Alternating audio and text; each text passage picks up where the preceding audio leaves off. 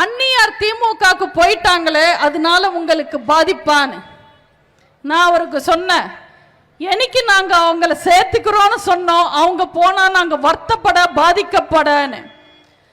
இந்த திருவிழா சீசன் வந்தா சில பேர் ஊர் ஊரா போய் கோவில் கோவிலா போய் கடை வைப்பாங்க.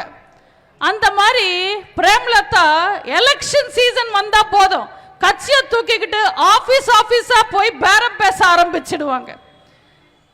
தோல்ல துண்டு போட்டு கொள்கையை பேசின அரசியல்வாதிகளை நீங்க பார்த்திருப்பீங்க. துண்டு போட்டு பேரம் பேசுற ஒரே அரசியல்வாதி பிரேமலதா மட்டும்தான். நம்ம அண்ணன் எடப்பாடியார் தீர்க்கதர்சி. அதனாலதான் அவங்களுக்கு 2025 எம்பி சீட்டு கிடையாது, 2026 தரேன்னு சொன்னாரு. அவங்களுக்கு மட்டும் போன வருஷம் 2025 எம்பி சீட்டு கொடுத்திருந்தா அந்த எம்பி சீட்டும் வாங்கிக்கிட்டு மாறி போய் கூட்டணி வச்சிருப்பாங்க. இந்த அம்மா சின்ன வயசுலயே பெருமாள் கோயிலுக்கு போய் பொங்கல் வாங்கி சாப்பிட்டுட்டு பெரியார் கூட்டத்துக்கு போய் உட்காருவாங்களா. நம்ம அண்ணன் எடப்பாடியார் அவர்களுக்கு தெரியாதா வித்தை முடிக்கிறதுக்கு முன்னாடி குரங்குக்கு வாழைப்பழம் கொடுக்க கூடாதுன்னு? நீங்க எல்லாரும் ரஜினி படம் அண்ணாமலை பார்த்திருப்பீங்க. அதுல ஒரு ஏல சீன் இருக்கும். அதுல ரஜினி சார் இஷ்டத்துக்கு கண்ணா பின்னான்னு ஏலத்தை ஏத்தி விட்டுட்டுவாரு, விலை ஏத்துவாரு. அதுக்கப்புறம் எஸ்கேப் ஆயிடுவாரு.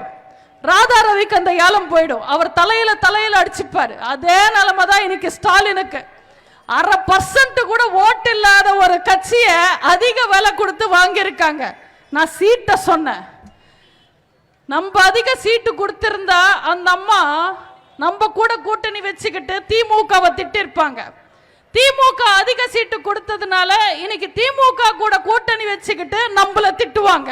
திட்டுறதுக்காகவே ஒரு கட்சியை நடத்துறவங்க பிரேமலதா. அவங்க கிராமத்துல எல்லாம் பாத்தீங்கன்னா ஒரு ஒப்பாரி குரூப் இருக்கும்.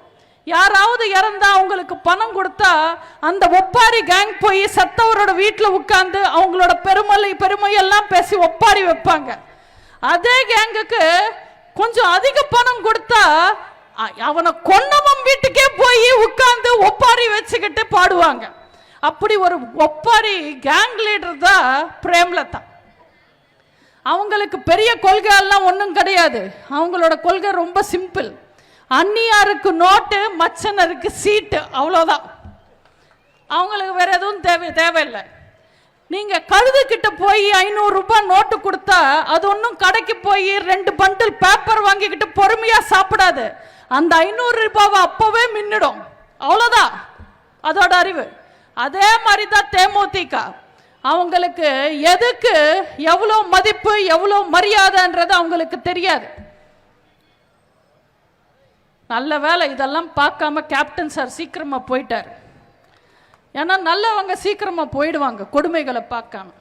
பிளே ஸ்டோர் மற்றும் ஆப் ஸ்டோரில் இருந்து பாலிமர் செயலியை QR கோடு மூலம் பதிவிறக்கம் செய்யுங்கள். செய்திகளை உடனுக்குடன் பெறுங்கள்.